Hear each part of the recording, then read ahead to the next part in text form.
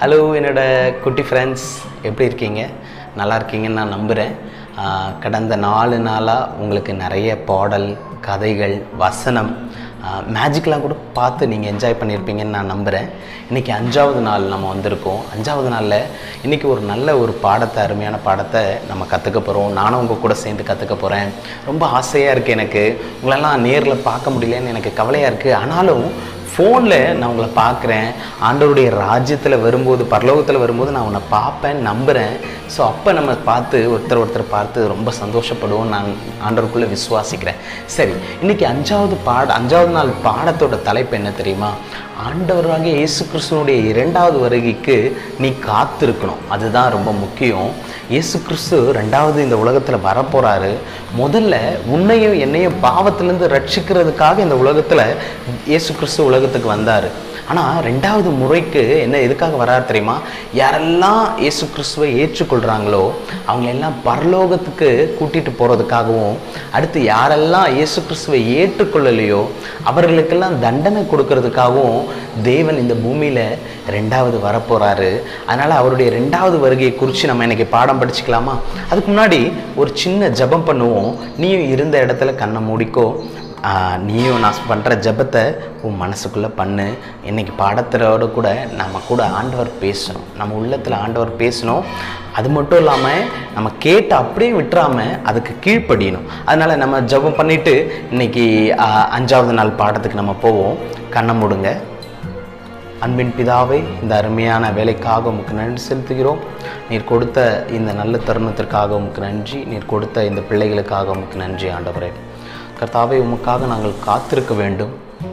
வாழ்க்கையில் உமக்கான எல்லா காரியங்களிலும், நீர் எங்களுடைய வாழ்க்கையில் செய்கிற எல்லா காரியங்களிலும் நாங்கள் உமக்காக காத்திருக்கும் பொழுது உம்முடைய கரத்திலிருந்து நாங்கள் ஆசீர்வாதத்தையும் அபரீதமான காரியங்களையும் நாங்கள் பெற்றுக்கொள்கிறோம். அவ்விதமாக இந்த பிள்ளைகளுக்கு கர்த்தாவே உமக்கு காத்திருக்க வேண்டும் என்கிற சத்தியத்தை போதிக்க எங்களுக்கு கொடுத்த கிருபைகளுக்காக உமக்கு நன்றி. இன்றைய 5வது நாள் பாடத்திற்காக உமக்கு நன்றி செலுத்துகிறோம். உம்முடைய 2வது வருகைக்காக நாங்கள் காத்திருக்க வேண்டும் என்று நாங்கள் கற்றுக்கொள்ள எங்களுக்கு உதவி செய்யும். நீர் எங்களோடு கூட பேசியவர்களும் நாங்கள் உண்மையாகவே எங்களை ஆயத்தப்படுத்தி உம்முடைய வருகைக்காக காத்திருக்கக்கூடிய பிள்ளைகளாக இந்த வீடியோவிலே பார்த்து கொண்டிருக்கிற பிள்ளைகளையும் அவர்களுடைய பெற்றோர்களும் கூட கர்த்தாவே உமக்காக காத்திருக்கும் பிள்ளைகளாக நீர்தாமே மாற்றி அருள வேணுமா ஜெபிக்கிறோம். எங்களை தாழ்த்துகிறோம், அர்ப்பணிக்கிறோம். அன்பின் ஆண்டவராக இயேசு கிறிஸ்து நாமத்தினாலே வேண்டிக் கொள்கிறோம் எங்கள் பரிசுத்தமுள்ள நல்ல பிதாவே, ஆமென்.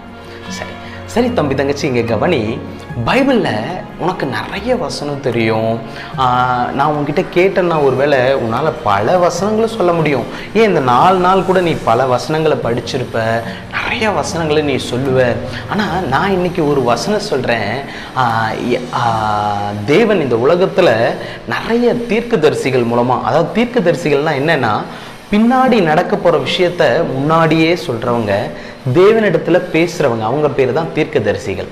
அவங்களுக்கு தேவன் ஒரு விஷயத்தை வெளிப்படுத்தினார். அது என்ன தெரியுமா?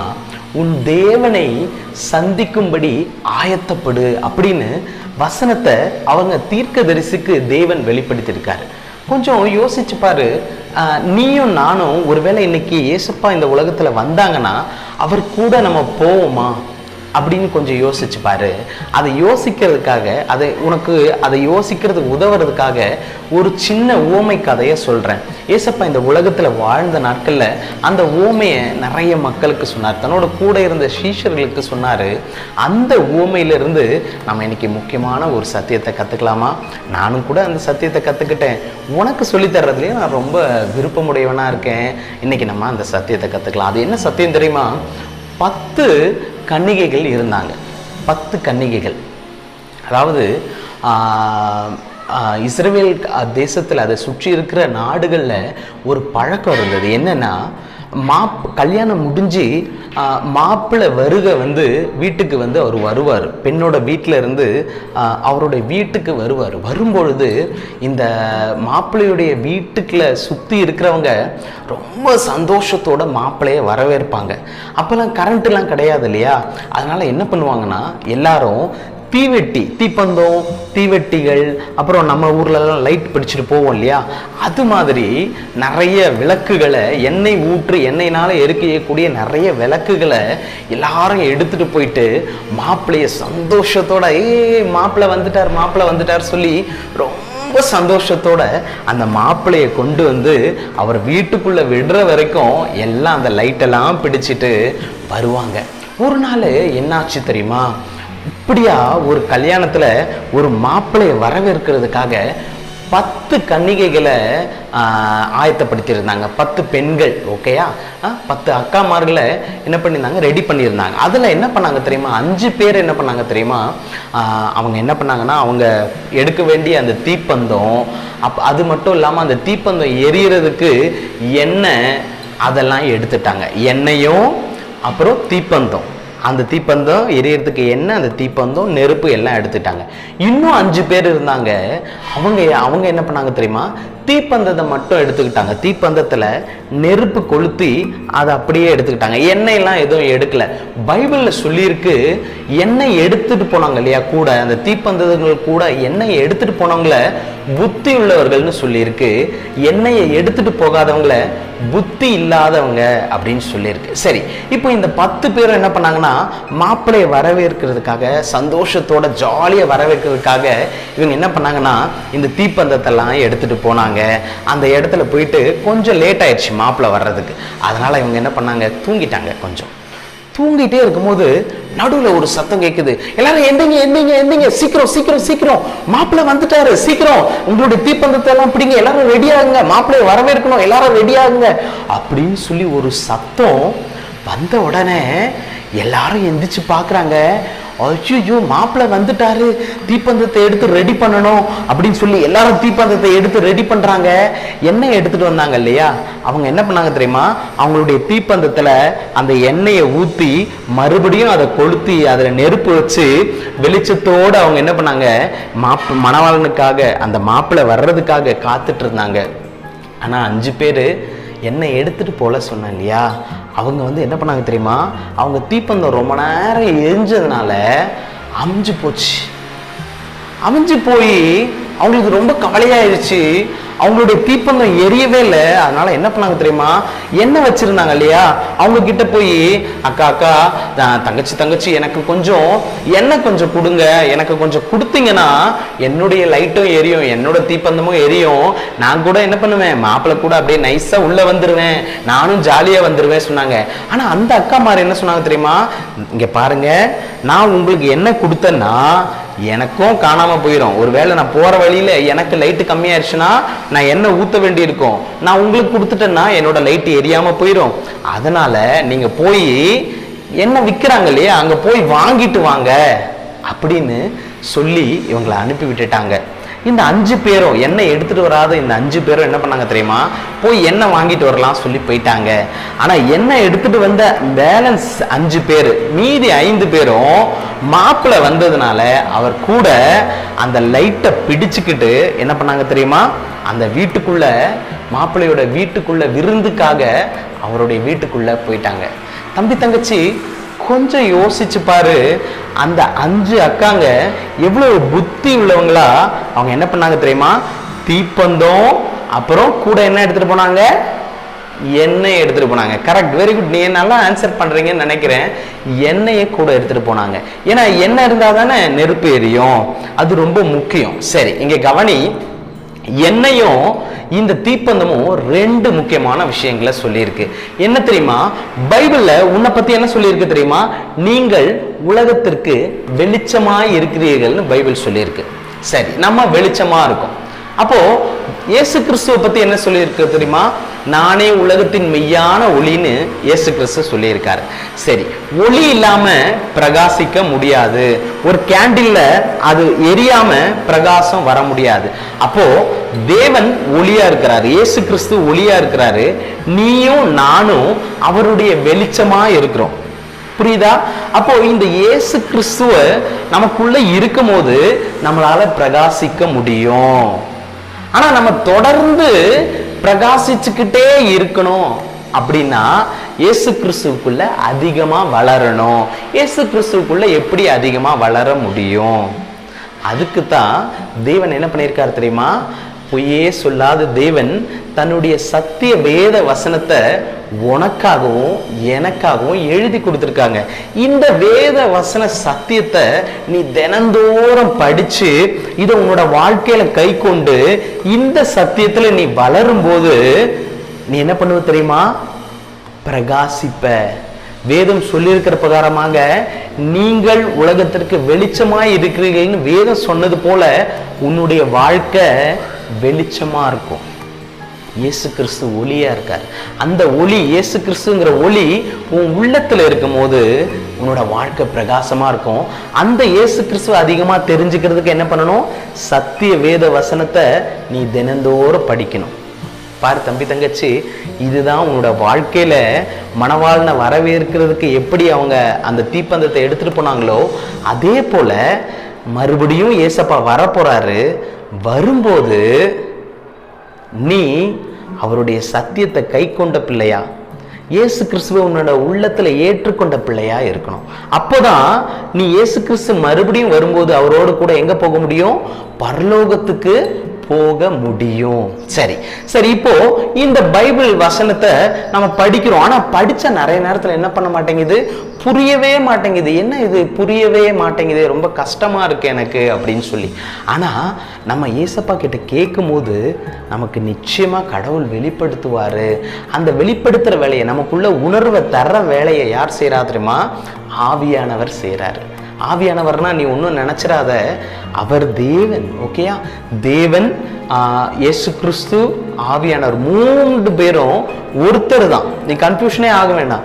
ஒரு சூரியன்ல இருந்து எப்படி வெளிச்சமோ அதே போல சூடும் வருதோ அதே போல ஒரே தேவன் 3 விதமா வெளிப்பட்டிருக்காரு.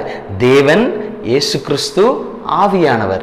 இயேசு கிறிஸ்து உனக்காகவும் எனக்காகவும் இந்த உலகத்துல வந்து உன்னோட பாவத்துக்காக என்னோட பாவத்துக்காக அவர் மரிச்சு நம்மளை ரட்சிப்புக்குள்ள நடத்தி இருக்காரு. தேவன் பரலோகத்திலிருந்து உனக்காகவும் எனக்காகவும் எல்லா காரியங்களையும் ஆயத்தப்படுத்திக்கிட்டு இருக்காரு. அடுத்தது ஆவியானவர் என்ன பண்றாரு தெரியுமா? அவர்தான் நீ படிக்கிற இந்த வசனம் உன்னோட மனசுல குத்தணும், உனக்கு புரியணும்னு சொல்லி உனக்கு அந்த வசனத்தை எல்லாத்தையும் விளக்கி காண்பிக்கிறவர் யார் தெரியுமா? இந்த ஆவியானவர் தான். அப்போ நீ என்ன பண்ண தெரியுமா? நீ பைபிள் அப்படியே கதை மாதிரி படிச்சா உனக்கு புரியாது.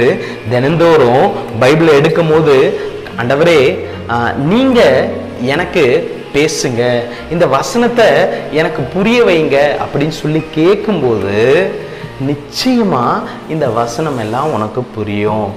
தேவன் எழுதி கொடுத்த இந்த வசனங்கள்லாம் நீ படிச்சு உன்னோட வாழ்க்கையில கை கொள்ளும் பொழுது எப்படி ஒரு விளக்குல இருந்து அந்த ஒளி வந்து பிரகாசமா இருக்கோ அதே போல உன்னுடைய வாழ்க்கை பிரகாசமா இருக்கணும். ஸோ உன்னோட வாழ்க்கையில எப்பெல்லாம் தேவன் உணர்த்துறாரோ இந்த வசனத்தை படிக்கும் போது அப்பெல்லாம் அந்த தப்பான காரியத்தை விட்டுறணும். உனக்குள்ள நிறைய தவறான காரியங்கள் இருக்கும். அந்த தவறான காரியங்கள்லாம் இந்த பைபிள் படிக்கும் போது உனக்கு கடவுள் உணர்த்துவாரு. அதெல்லாம் நீ என்ன பண்ண தெரியுமா? தைரியமா கடவுள் முன்னாடி வந்து அறிக்கை செஞ்சு ஒப்பு கொடுக்கணும். அதை அறிக்கை செய்யணும். உன்னால அறிக்கை செய்ய முடியுமா? நீ செஞ்ச தப்பெல்லாம் கடவுள் முன்னாடி தைரியமா சொல்ல முடியுமா? உண்மையிலேயே உனக்கு தைரியம் இருந்தா நீ கடவுளுக்கு முன்னாடி நீ செஞ்ச தப்பை மறைக்காம, ஆண்டவரே நான் பாவம் செஞ்சுட்டேன், என்னோட பாவத்தை மன்னிங்க அப்படின்னு சொல்லுவேன். நீ என்னைக்காவது அப்படி சொல்லியிருக்கியா? அப்படி ஒரு வேலை சொல்லலை அப்படின்னு சொன்னா இன்னைக்கு நைட்டு நீ படுக்கிறதுக்கு போறதுக்கு முன்னாடி சொல்லு. ஏன் தெரியுமா? ஒரு வேலை இன்னைக்கு நைட்டு கூட ஏசப்பா இந்த உலகத்துல வந்துடலாம். அவர் வரும்போது உன்னோட வாழ்க்கை எப்படி இருக்குன்னு பாப்பாரு. சத்தியத்தினால பிரகாசமா இருக்கா, இல்ல எப்படி அந்த தீவெட்டிங்க அமைஞ்சு போய் கறிக்கட்டையா இருந்ததோ அது போல இருக்கா? உன்னோட வாழ்க்கை பிரகாசமா இருக்கணும்ன்றதுக்காகத்தான் சத்திய வேத வசனத்தையும் உன் மனசுக்குள்ள உணர்த்துறதுக்கு ஆவியானவரையும் தேவன் கொடுத்துருக்காரு. இந்த ரெண்டும் இல்லாம உன்னோட வாழ்க்கை பிரகாசமா இருக்காது. உன்னோட வாழ்க்கை பிரகாசமா இல்லை அப்படின்னு சொன்னா தேவன் மறுபடியும் இந்த பூமியில வரும்பொழுது நீ அவரோடு கூட போக முடியாது. தம்பி தங்கச்சி, கொஞ்சம் யோசிச்சு பாரு. உன்னோட வாழ்க்கைய அவருக்கு ஒப்பு கொடு. உன்னோட வாழ்க்கை பிரகாசமா இருக்கணும், எல்லாருக்கும் மாதிரியா இருக்கணும், எல்லாருக்கும் வெளிச்சம் கொடுக்கக்கூடிய நிலைமையில இருக்கணும். கொஞ்சம் யோசிச்சு பாரு. இது எல்லாமே இந்த சத்திய வேத வசனத்தை நீ கை கொள்ளும் பொழுது உன்னுடைய வாழ்க்கையில நிச்சயமா நடக்கும். உன்னுடைய வாழ்க்கை பிரகாசமா இருக்கணுமா? ஒருவேளை இயேசு கிறிஸ்து இன்னைக்கு வந்தா நீ அவர் கூட போக முடியுமா? இந்த பைபிள் சாதாரணமான ஒரு கதை புத்தகம் மாதிரி கிடையாது. உலகத்திலேயே அதிகமாக விற்கப்படுகிற ஒரு புத்தகம் எதுனா இதுதான். உலகத்திலேயே அதிகமா இலவசமா கொடுக்கப்படுற ஒரு புத்தகம் எதுனா இதுதான். உலகத்தையே அதிகமான பேரால படிக்கப்படுகிற ஒரு புத்தகம் இதுதான். உலகத்திலேயே அதிக ரிசர்ச், அதிக சோதனைக்குள்ள போன ஒரு புத்தகம் இதுதான். அதே போல அறிவியல் உலகத்துல புவி ஆராய்ச்சியில நிறைய பேர் அகழ்வு ஆராய்ச்சியில ப்ரூஃப் பண்ண ஒரு புக்கு எது அப்படின்னா அது இந்த புத்தகம் தான். வேற எதையும் சொல்ல முடியாது. உலகத்துல இருக்கிற பல மொழிகள்ல இது மொழிபெயர்க்கப்பட்டிருக்கு. இந்த புத்தகத்தை படிச்சு நிறைய பேரு சயின்டிஸ்ட் ஆயிருக்காங்க. நிறைய சயின்டிஸ்ட் இந்த புத்தகத்தை படிச்சு இதுல இருந்து நிறைய ஞானத்தை கேட்டிருக்காங்க. பாரு தம்பி, தங்கச்சி, உன்னோட வாழ்க்கையில ஞானம் வேணும்னா இந்த சத்திய வேத வசனத்தை நீ படிக்கணும். அப்படி படிச்சு இதை உன் வாழ்க்கையில கை கொள்ளும் பொழுது உன்னுடைய வாழ்க்கை பிரகாசமா இருக்கும். இயேசு கிறிஸ்து அவர் மறுபடியும் எப்போ வருவார்னு எனக்கும் தெரியாது, உனக்கும் தெரியாது. ஆனா அவர் வரும் பொழுது நான் எடுத்துக்கொள்ளப்படுவேன்னு நான் நம்புறேன். நீ நம்புறியா? உன்னோட வாழ்க்கை பிரகாசமா இருக்கும் பொழுது, இந்த சத்திய வேத வசனத்தினால பிரகாசமா இருக்கும் பொழுது நீயும் அவர் கூட பரலோகத்துக்கு போகலாம். ஆனா தினந்தோறும் உன்னுடைய வாழ்க்கைய வேத வசனம் உணர்த்துகிறபடி அதை என்ன பண்ணணும்? அதை கட்டமைக்கணும். தினந்தோறும் உன்னுடைய பாவத்தை அறிக்கை செய்து உன்னோட வாழ்க்கையில சரி செய்யக்கூடிய காரியங்களை சரி செய்து நல்ல பிள்ளையா, பிரகாசம் உள்ள பிள்ளையா நீ வாழணும், வளரணும். தேவன் உன்னை ஆசீர்வதிப்பாராக. இந்த சத்தியத்தை என்னைக்கும் மறக்காத. ஒருவேளை இந்த விபிஎஸ் முடிஞ்சாலும் நீ என்ன பண்ணணும்? இந்த வசனத்தை நீ தொடர்ந்து படிக்கணும், ஜெபம் பண்ணணும். அப்போ உன்னோட மனசுல தேவன் பேசுவார். நீ விட வேண்டிய காரியங்கள் எல்லாம் விடணும். நல்ல பிள்ளையா வாழு, இந்த சமுதாயத்துக்கு பிரயோஜனமான பிள்ளையா வாழு. பரலோகத்துல நம்ம மீட் பண்ணுவோம். இன்றைய பாடம் முடிஞ்சிருச்சு. இன்னைக்கு நைட்டு நீ படுக்கிறதுக்கு முன்னாடி யோசிச்சு பாரு, நீ ரெடியா இருக்கியா? உன் தேவனை சந்திக்கும்படி ஆயத்தப்படு. நான் முதல்ல சொன்னேன், இப்பயும் சொல்றேன், உன் தேவனை சந்திக்கும்படி ஆயத்தப்படு. தேவன் வரப்போறார். அவரை சந்திக்கும் பொழுது நீ அவர் கூட போக போறியா, இல்லை இந்த பூமியிலேயே நீ மற்ற மனிதர்களுக்கு ஏற்படுகிற தண்டனையே நீயும் அனுபவிக்க போறியா? வேதம் சொல்லுது, எல்லா சத்தியங்களையும் வேதத்தில் சொல்லியிருக்கு. இதை நீ படி, இன்னும் அதிகமாக தெரிஞ்சுக்கோ. தேவன் உங்கள் ஒவ்வொருவரையும் ஆசீர்வதிக்கட்டும். தேவனுடைய நாமம் மகிமைப்படுவதாக. ஆமென்.